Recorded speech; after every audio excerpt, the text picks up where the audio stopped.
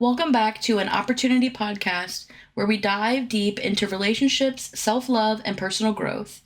Today we're kicking off a special mini-series all about the fundamentals of relationships. This is part 1, where we'll be exploring the foundational aspects of trust, how to build it, and some of the less talked about but crucial elements that make trust work in relationships. We'll also touch on the unseen factors that can either strengthen or erode trust over time.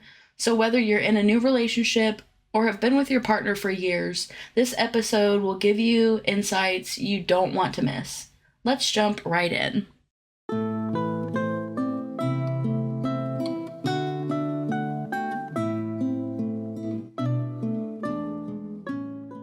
All right. What is trust? I think trust is believing in your partner without having the knowledge to back that up necessarily. And it can be a belief in the reliability, truth, and ability of your partner. And it's not just about honesty. Trust does involve reliability. It involves consistency and emotional safety. Trust also includes trust in the unknown, being comfortable with uncertainty in the relationship. I agree with that. Yeah, I would say so. All of those things, reliability, consistency, emotional safety, all pulls into trust. There's a lot of different kinds of trust. There's emotional trust, physical trust, and then reliability trust. Which would you say is the most important? Obviously, they're all important.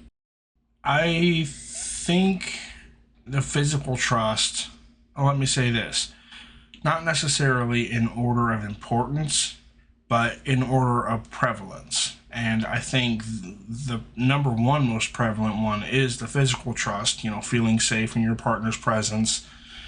If it's about intimacy or just safety of your personal well-being, I think that should come before the emotional trust, which I would put second. And that's more feeling safe to share deep feelings and experiences without fear of judgment or abandonment or any kind of backlash. And I think the third one in that list is the reliability trust. And that's the trust that your partner will do what they say they will. Whether it's big commitments or small promises, that's something that can be definitely put in the back as far as how important and the prevalence of physical trust, emotional trust, and reliability trust. Absolutely. I think in this list, physical trust is the easiest actionable thing. I think building emotional trust and reliability is something that's done over time, where physical trust is something that you can do almost immediately. It's just how you are, how you decide that you want to be with somebody. Because I'm sure that there are parts of us that, there's specific things that you do that I don't even realize that you do that promote my trust in you. So first, the foundation of trust, how are we building it? That's going to come with open and honest communication, consistency, accountability, vulnerability, mutual respect, and active listening. Let's get into it.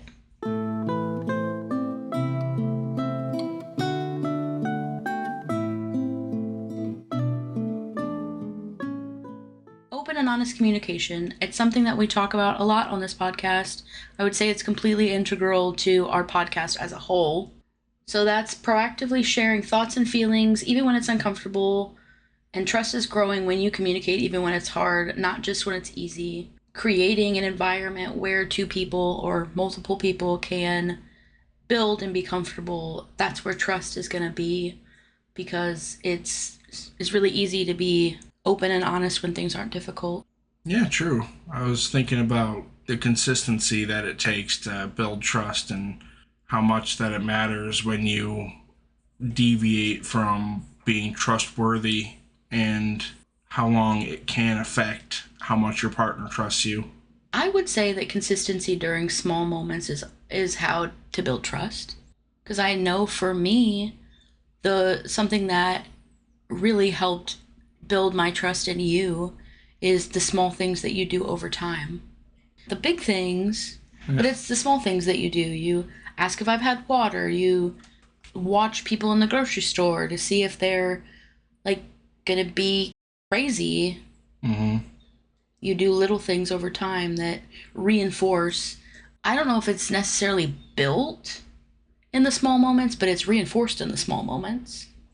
Yeah, and it is important to have that trust with the little things too.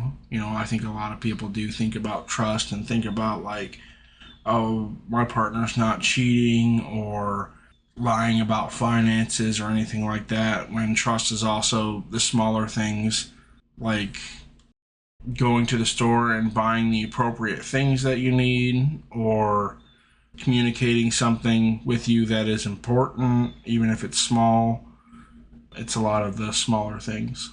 And I do think the trust is going to the grocery store and getting the right thing. If I've told you, hey, I really like this brand or something, and you go to the store and you say, hey, I got this one instead because it was on sale. I'm like, I actually really liked the one that I said that I liked. So it is just trusting in your judgment of things. Yeah, even spicing food that you cook, I think trust goes into that too.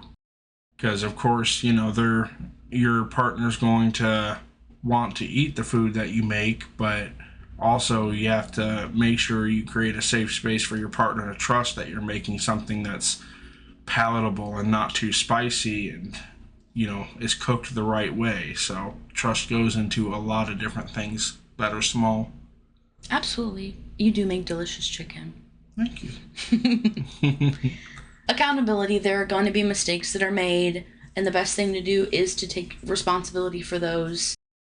It's just a lot easier for the relationship and trust if it's just something that's acknowledged immediately and then sort of you move forward with that. It is taking accountability for your actions, especially in mistakes, and showing that you're willing to make changes when the trust is broken.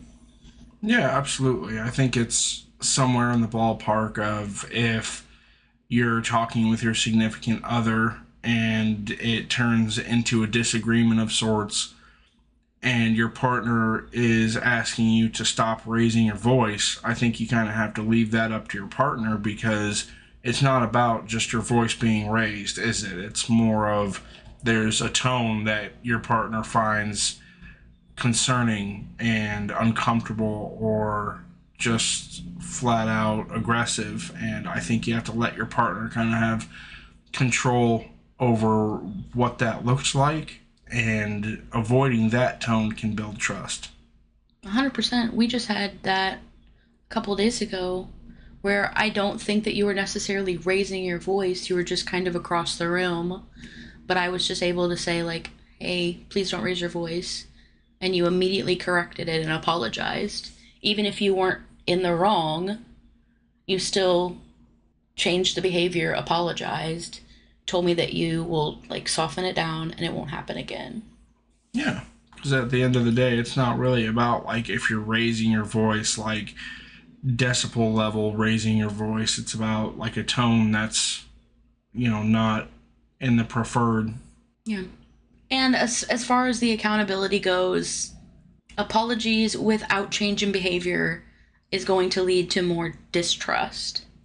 What's that saying? Actions speak louder than words. I think that that's something that absolutely, in those cases, that being accountable and making the appropriate changes is what helps.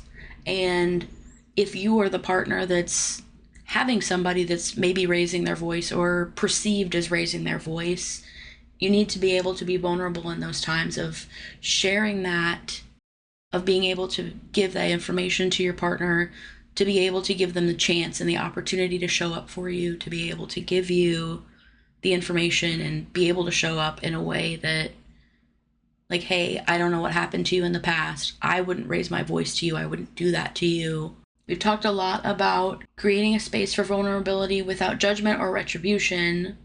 A lot of people are shying away from vulnerability, but it really does hinder that trust building. Yeah, absolutely. Do you find it more difficult to be vulnerable as a man? I do, but it's because, in my experience, many of my partners have used those vulnerabilities against me, and have I know a lot of men have a similar experience with that. So it is the more masculine, you're supposed to be strong aspect of being a man that kind of hinders that vulnerability. Well, at least being open with the vulnerability, but it is also just the stigma of having it used against you as a man. Okay, what would you say was or has been helpful for you? Like, what would something that, hey, this is what I've done that's helped you kind of open up? Because our communication is pretty great. And I do feel like you're able to be vulnerable with me and able to express your emotions in a safe place. What would you say would be the best advice of something that I've done or something that really has helped you that I've done? Well, at first it was kind of instinctual that, yes, it's happened in the past, but I can't really let the aspect of my past control who I am today. And it's just a fact that being vulnerable is just better in relationships. So it is about how much you care for your relationship and how much you want things to work and how much you're willing to go out of your safe zone or be uncomfortable for that to work. But also it's that you are very understanding and you do give me a chance to be myself and hear me out before you jump to, well, I'm going to get defensive now because I feel like I'm attacked by something, when most of the time vulnerability is coming to you with, well, this is why I'm insecure, and you haven't really done anything to merit that insecurity, but this is who I am, so let's deal with it as a couple instead of me just acting like I've never had a past that made me insecure. Yeah, I really try. I really do. I don't. I think that's the thing of like we both respect each other so much that we're able to give each other that the space, the option of having your own opinions and welcoming the other opinion and how maybe the way that you're thinking about things isn't the right way to do it and someone else might have the better option. We do have a lot of mutual respect for each other and I think that really does harbor a lot of the feelings that we're able to do that with. Yeah. Yeah, and it's tough, because in my experience, and I think I can speak factually when I say men don't really have a whole lot of insecurities. It's the big things. Am I a provider? Am I sexually adequate?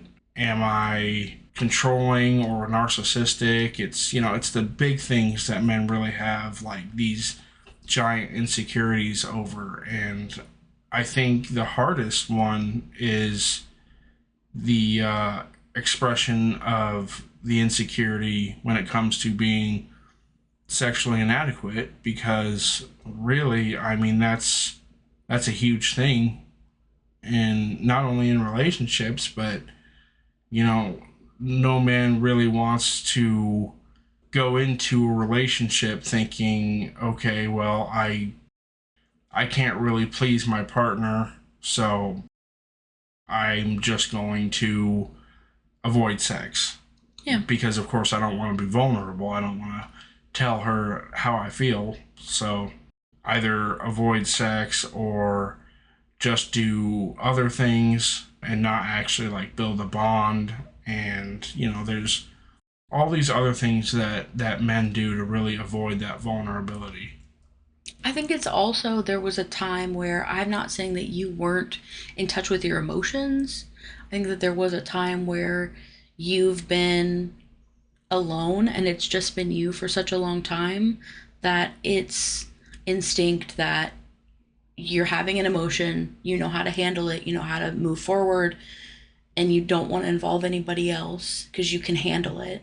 And that was kind of us pulling back and saying like I acknowledge that you can take care of it, but you don't have to. And that was really something that I'm not saying that I made a huge difference, but I have to say that once I said that the first time, it kind of was not necessarily a floodgate, but it definitely was like a door opening. I understand what you're saying. Yeah, for me, it was just kind of hard to accept that, and it was when you started um, taking those things seriously with me that floodgate actually opened. Yeah. And as far as like sexual inadequacy, not saying that like that's an issue that we have, but it was something that we talked about and we regularly talk about, being able to be vulnerable enough to say like what do you want? What do you like? Mm-hmm. And being able to take constructive criticism, especially in that something so intimate like sex and sexual acts. Yeah, yeah, I know. I mean, for me personally, I can't speak for a lot of men just because I have no idea. But for me personally, telling me what feels good and what doesn't, and what you like and what you feel safe with, all those things really matter because at the end of it all, you don't want to sit there going, well, I mean, was that fake? Did I actually do something that was uncomfortable? Like, you want to know because of course, you care about pleasing your partner. And, I know a lot of people don't really communicate those things. Yeah, it's something that's very uncomfortable conversation when it doesn't need to be. Yeah. I think that if I can have the conversation with my friend about my sex life or anyone's, then I should be able to go to you or a partner in general and be able to have that conversation openly and honestly and have both people be heard and seen. Yeah. Yeah, absolutely. The last one is listening actively. There is a difference between just listening. I know that in a lot of when I was younger was the difference between hearing and listening. That you can hear something and not listen and listen and not hear something. So I think that that is something that, listening without interrupting. One of the things that I've had to do is not listen to respond. Yeah. I think the you can listen and not hear or hear and not listen thing is a little cryptic. So I think there is that aspect, but saying it like you can hear what I'm saying, but are you retaining what I'm saying and moving that into practicality?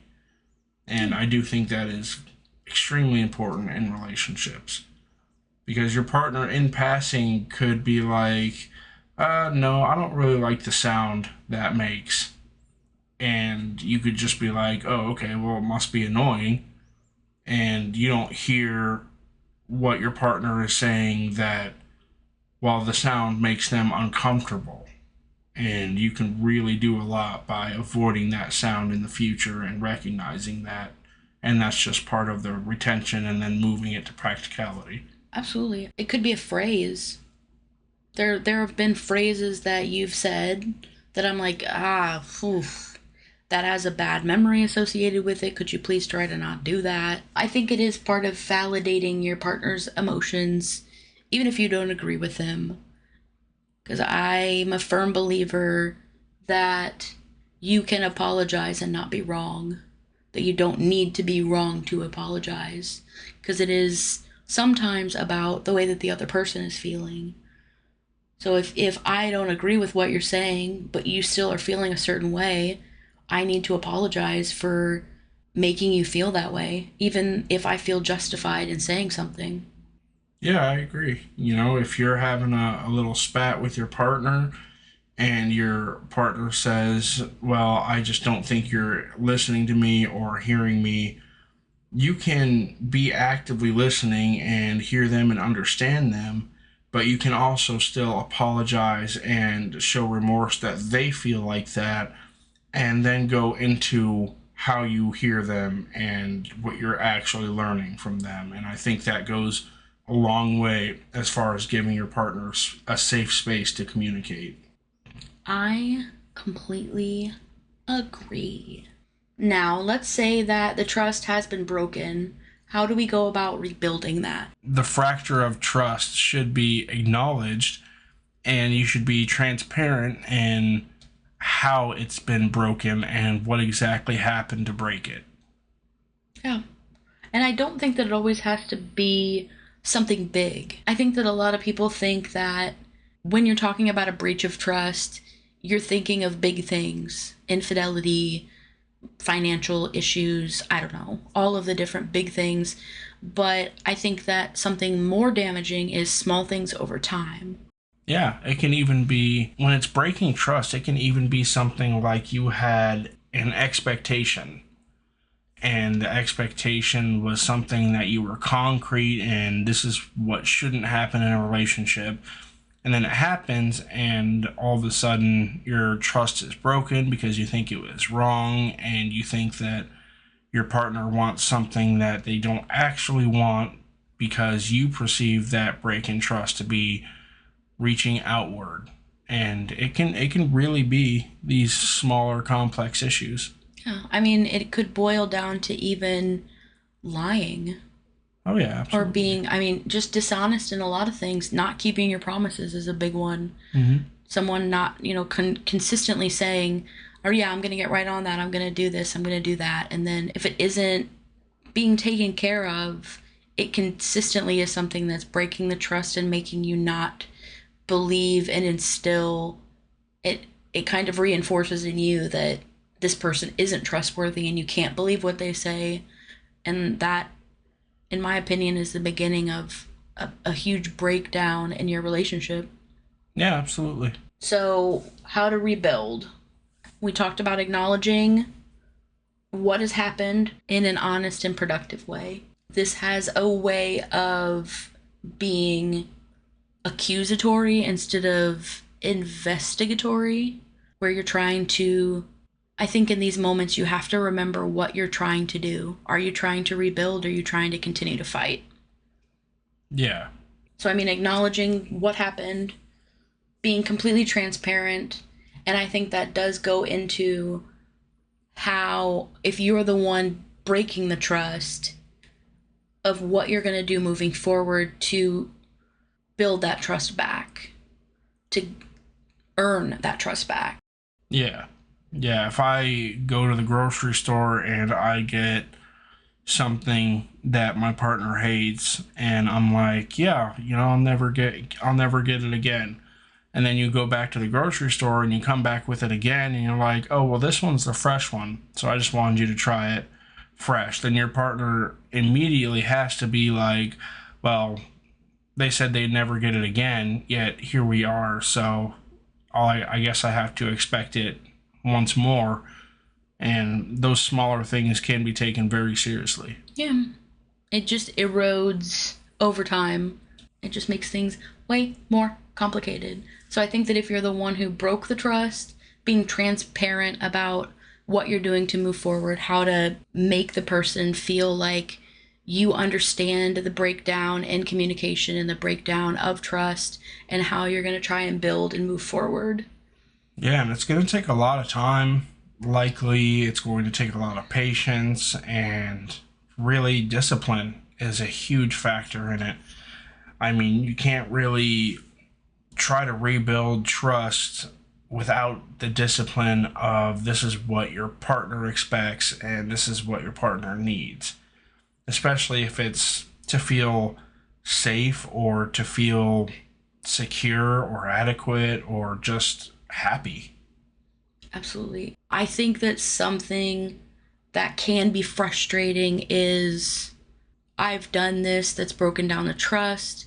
Now I have to rebuild, and it is frustrating to have to rebuild the trust again.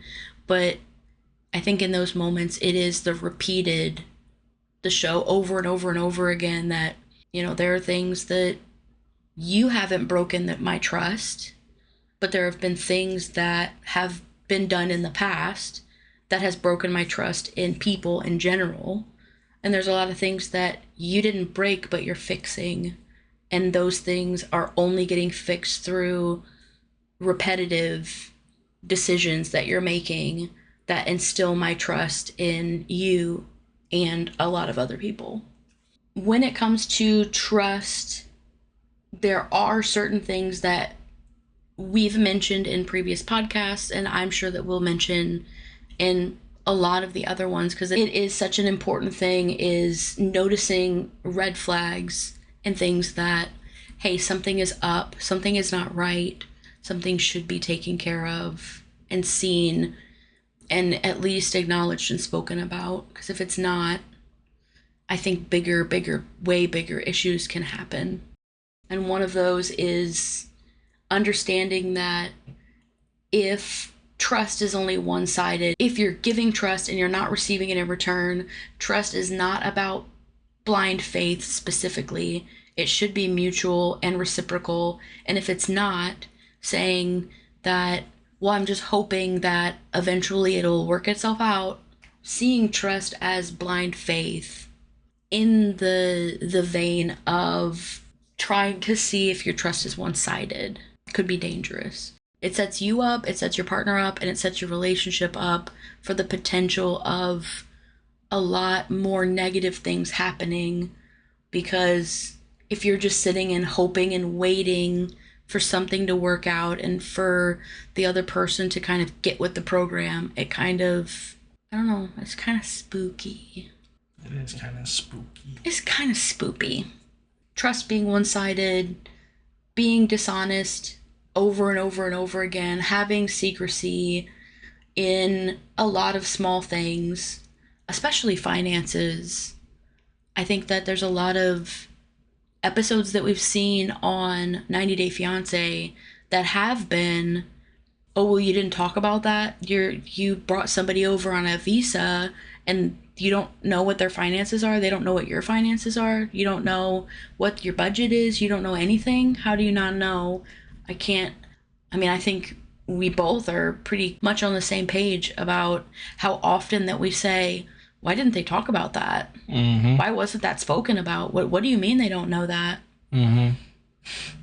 All the time. It's crazy to have that kind of secrecy. Well, I think that about sums up our talk about trust and what to look for as far as building it. Thank you for joining us for part 1 of our mini-series on relationships foundations. We'd love to hear your stories about trust, whether it's building trust, breaking it, or rebuilding it. So feel free to send us an email at info@anopportunitypodcast.com or reach out on social media at An Opportunity Podcast. Your experiences could inspire others who are going through similar situations. And if you enjoyed this episode, please take a moment to review the podcast and subscribe so you'll never miss an episode. Next week, we'll be continuing this series with part 2, where we'll be discussing green flags in relationships. What are they, why they matter, and how to spot them early on. We can't wait to dive into it with you, and until next time, keep growing, keep communicating, and keep trusting. Okay, bye. Bye.